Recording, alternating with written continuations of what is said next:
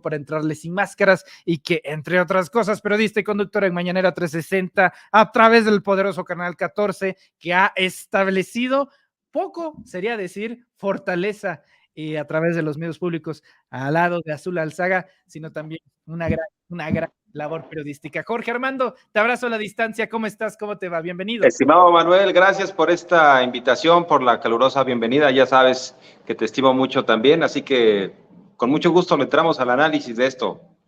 Muchas gracias, querido Jorge Armando Rocha. Pues entrémosle sin máscaras. Verás tú que Felipe Calderón ya ha residido totalmente con visa dorada, por cierto, en Madrid. Esto quiere decir para residir y laborar también, no tiene ningún problema. Ya se encuentra en España, ya se encuentra en Madrid y por primera vez de lo que va el juicio de Genaro García Luna, da una declaración a medios de comunicación, no sus comunicados, estos que puede tuitear a la distancia al otro lado del charco, ahora palabras y texto. Yo lo veo exactamente igual, pero me llama la atención dos situaciones. Primero, la de los medios de comunicación. Si prestamos atención, Jorge, vamos a escuchar cómo una reportera española pues quiere sacar la nota, quiere preguntar cosas estrictas a Calderón y de repente se escucha una voz de alguien que no tiene acento español y que se puede intuir que son los corresponsales de los medios nacionales de acá. Continúe, señor presidente, continúe declarando. ¡Ah, caray! Entonces me gustaría que hiciéramos el análisis en esos dos sentidos, Jorge Armando, y viéramos el video completo. Vamos a ponerlo, adelante.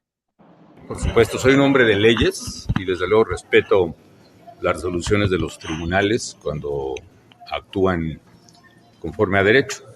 Yo en lo personal tengo muchas dudas del veredicto, porque hubiera esperado ver lo que tanto anunció la Fiscalía, ¿no?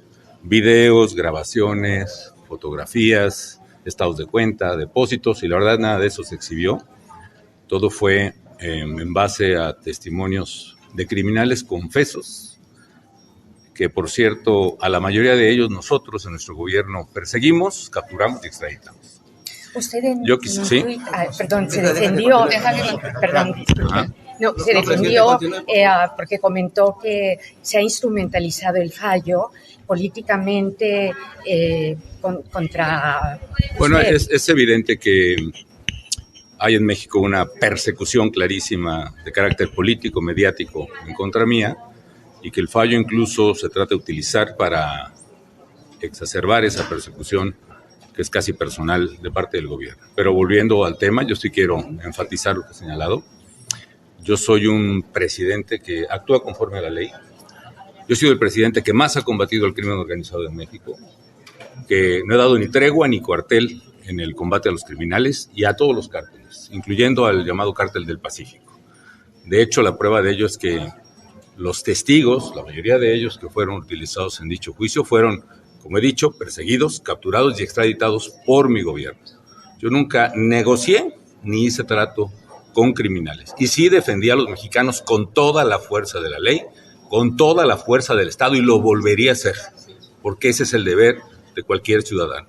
Me duele a mí lo que está pasando ahora en México, me duele que nuestro país sea señalado en la manera que está siendo señalado por encubrimiento con los cárteles ahora. Y creo que eso nos obliga a todos a reflexionar cuál es la política correcta. La política de seguridad de mi gobierno no dependía de una persona. Era un equipo de seguridad integrado por marinos, policías, soldados, ministerios públicos. Había dependencias donde estaba Defensa, Marina, el CISEN, todos coordinados por la Secretaría de Gobernación. En el reclutamiento y operación de ese equipo se siguió la debida diligencia, tomando información de las dependencias de inteligencia mexicanas y americanas.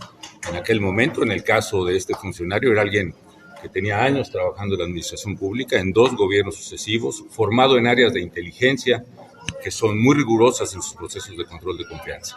De manera tal que, pues esa es, en mi opinión, mis conclusiones. Desde luego que creo que hay mucho que mejorar en la vida pública de México. ¿Cómo cambia la vida, estimado Jorge Armando?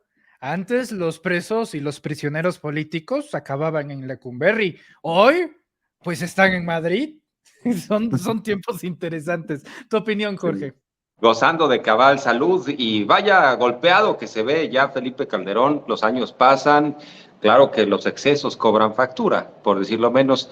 Y sí, estaba recordando una figura siniestra en los tiempos de Calderón. Max Cortázar era el coordinador de comunicación social y quien les decía a los medios qué preguntar, qué no preguntar, o sea, se ponía de acuerdo, solo llevaba a algunos a las giras con el presidente. Había un control absoluto, y esto hay que remarcarlo en medio del proceso que estamos viviendo, el cambio de paradigma en el cual hay mañaneras de lunes a viernes y el presidente pues básicamente escucha a todos, dialoga con todos.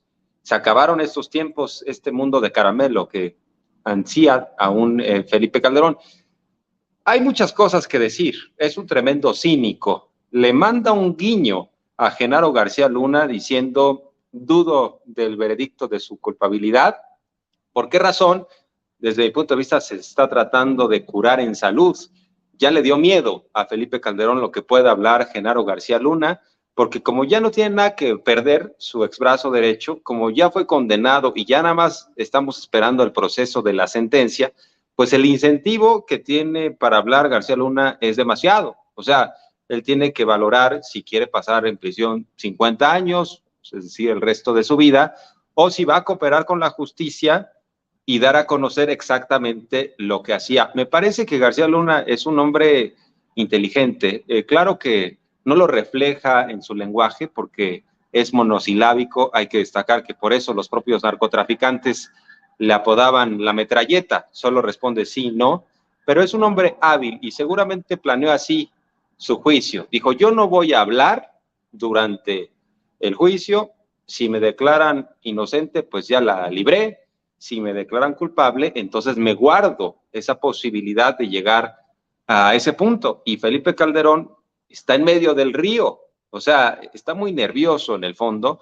Es el apestado Felipe Calderón, se le han ido los amigos. En el caso de España, claro que hay algunos empresarios que le deben algo, pero por ejemplo, cuando fue el juicio a García Luna, o sea, durante el juicio, pues lo invitó a Aznar a su cumpleaños, todavía lo invitaban a ciertas fiestas. Me parece que lo van a estar invitando menos. Esta fue, según entiendo, la invitación de un eurodiputado a un foro sobre aviación y turismo. O sea, lo podían haber invitado a Felipe Calderón a un foro sobre refinerías y medias bardas. O sea, este señor, todo lo que tocó en su sexenio lo deshizo. Imagínense, hablar de aviación y turismo, pues hubiera hablado de cómo le pavimentó el camino a Aeroméxico para quitar a Mexicana, para quitarle a la competencia. O sea, en cada rubro del cual hablemos de Felipe Calderón es un campo minado. Y bueno, pues insistir, en el caso de García Luna, él había guardado silencio. Yo creo que la nota es su persistente defensa. Y ya lo que estamos observando es defender a García Luna esperanzado en que García Luna se mantenga callado. Pero ¿por qué García Luna tendría que mantenerse callado? Si ya lo condenaron, si ya lo van a sentenciar, ¿por qué tendría que guardar silencio? Sabemos que fue una complicidad criminal, que García Luna no actuó por la libre, que a Felipe Calderón le avisaron una y otra vez de lo que hacía, le avisaron funcionarios del momento, de hecho funcionarios de alto nivel de la propia Policía Federal. Cuando dice Calderón que él combatió al crimen organizado y en particular al cártel del Pacífico o al cártel de Sinaloa, pues está mintiendo. Hay que recordar que a Vicente Fox se le fugó entre comillas, porque yo creo que lo sacaron. O sea, yo creo que pactaron con el Chapo Guzmán una millonada a cambio de su salida, y en el sexenio de Felipe Calderón, el Chapo estuvo durante todos esos 6 años fuera de la cárcel. Entonces hubo una gran simulación y por eso también recordamos el testimonio del Diablo Beitia, este exfiscal de Nayarit que dijo, pues en su momento, tanto García Luna como Calderón le dijeron al entonces gobernador de Nayarit, Roberto Sandoval, que se estaba equivocando al apoyar a Beltrán Leiva, que tenía que apoyar al Chapo Guzmán.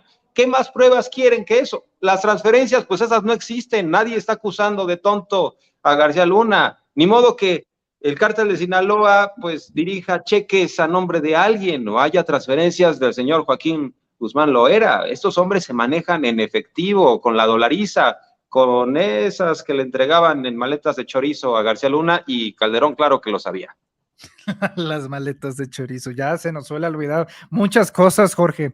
Y claro, me queda perfectamente claro que ningún cártel de este país está interesado en pagar impuestos como para facturar y hacer cheques a nombre de estos personajes.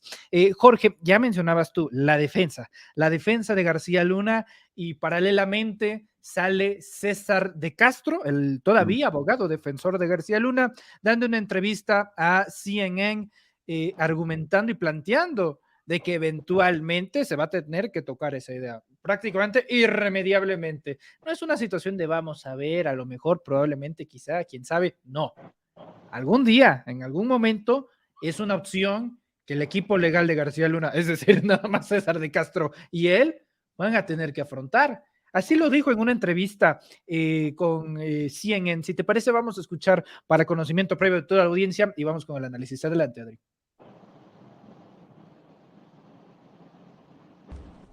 Una de las cosas que muchas personas se preguntan es si Genaro García Luna tuvo la oportunidad de colaborar con el gobierno. ¿Por qué no colaboró? Y si ahora, mirando la situación que está, y si tenía esa oportunidad, se arrepiente de no haberlo hecho. I guess almost every defendant has that opportunity, so I would say yes, he would have had that opportunity before. He did not, certainly. He went to trial. Regret? No, number one. Two, as the trial established, plenty of witnesses in the case had either cooperated or not cooperated, and then they chose to cooperate later, after their sentencing. There's two sort of ways to cooperate, before and after, at any time. Puede colaborar aún siendo hallado culpable y sentenciado. Él tiene información, pruebas, de que personas en un nivel más alto que él, vamos a decir expresidentes, sabían o estaban involucrados en aceptar sobornos, trabajar con narcotraficantes. ¿Por qué no presentarlo? ¿Por qué no hablar? Back to what I said before, that's an option. He can do that. He will know that that's an option. We will certainly discuss it. But number one, I think it's important to know that if he were to cooperate, any of the witnesses, just like at trial, there were plenty that cooperated after they had been sentenced. They're still convicted. It doesn't mean, okay, great, now your case is gone. He would still, so he can explore those options. He'll do that with me. He will, he's always kept his options open, as he should. Anybody should. You should know what you can and can't do. I'll talk to him about it, and we'll see what's next.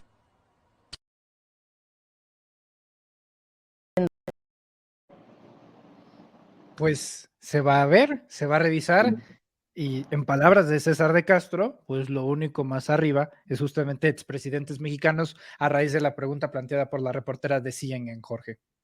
Así es. Además, lo que nos refleja es que el señor García Luna, a decir de su abogado, pues no es inocente, porque el abogado ya no persiste en el discurso de no sabía García Luna, no es cierto que hubiera pactado con el cártel de Sinaloa, fue una blanca paloma. Ahí lo tenemos cuando daba sus informes en el marco de cada año, la rendición de cuentas. O sea, ya el discurso no es García Luna es inocente y fue una injusticia lo del jurado, sino estamos explorando todas las opciones. Y sin duda es lo que va a suceder. Por ejemplo, en el caso de la Barbie, que se esperaba que hablara en este juicio contra Genaro García Luna, pues la Barbie está esperando precisamente eso, que pudiera cooperar en algún otro juicio para que le vayan bajando la condena. La Barbie, entiendo, le dieron por ahí de 80 años.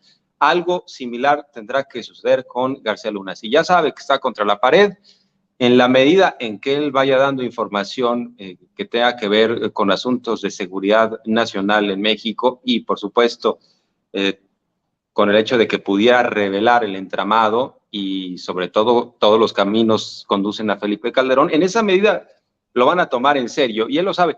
Ahora, hay otro factor que es el de su esposa, que está siendo investigada también en México por lavado. Veremos cuál es la estrategia del propio García Luna en relación a su socia criminal, porque entendemos que muchos de los bienes están a nombre precisamente de ella y creo que eso puede también afectar de alguna manera la estrategia.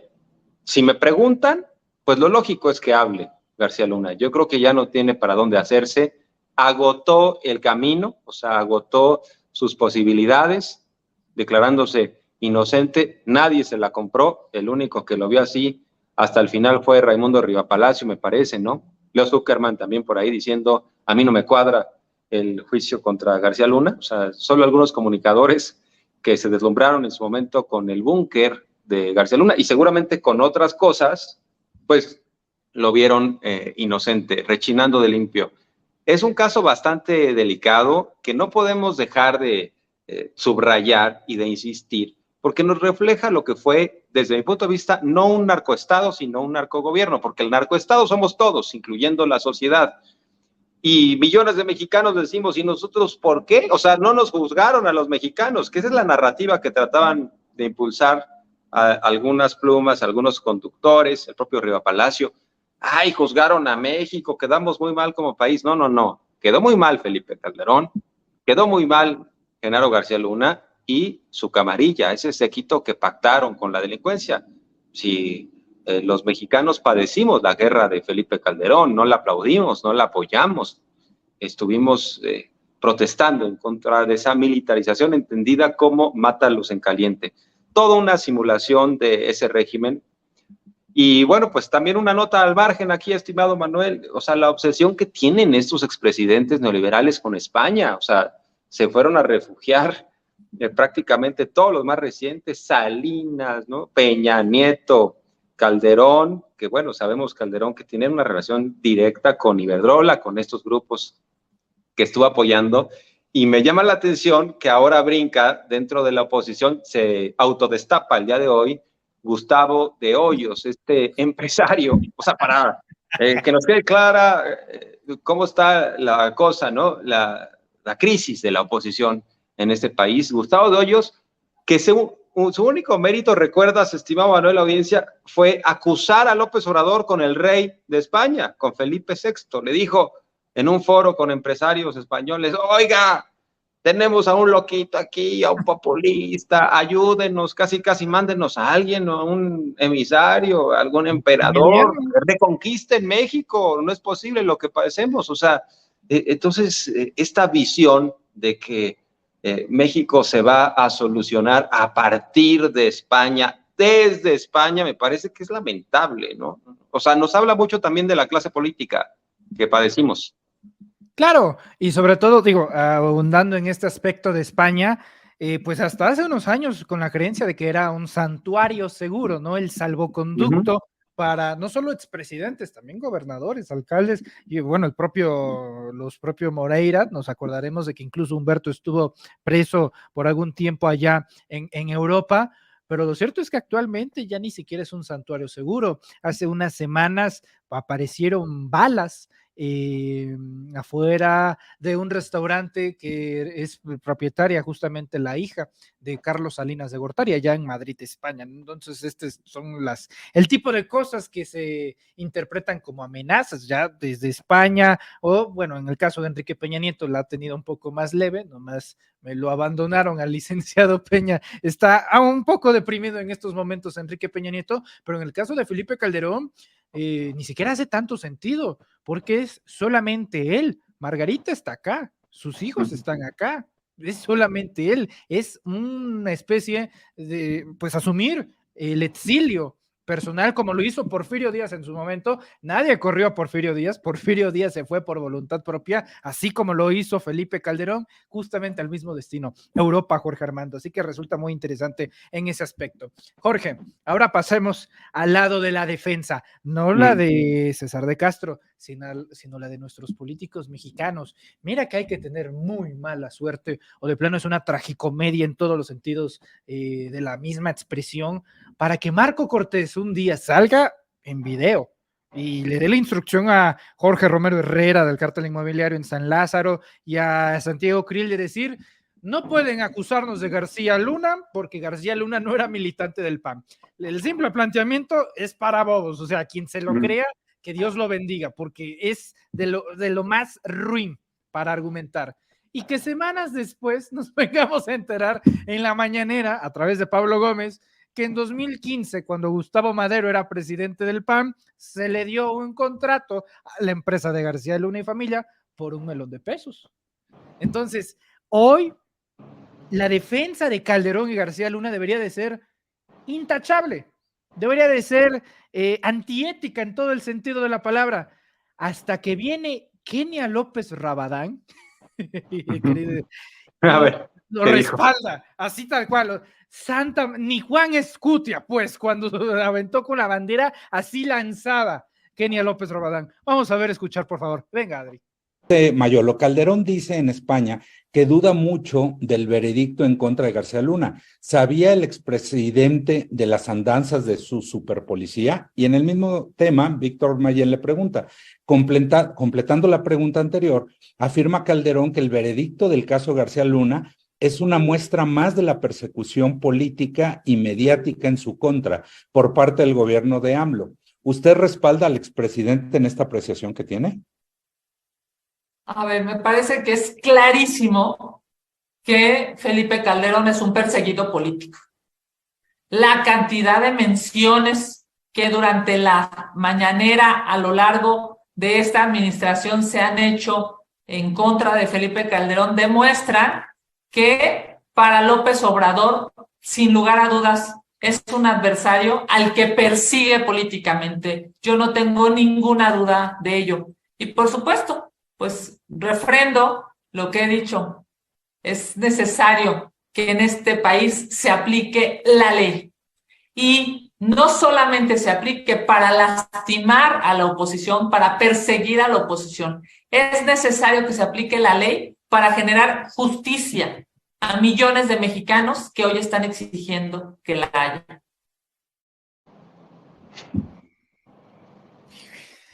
Y así como la ves, quieres ser tu jefa de gobierno, Jorge Armando.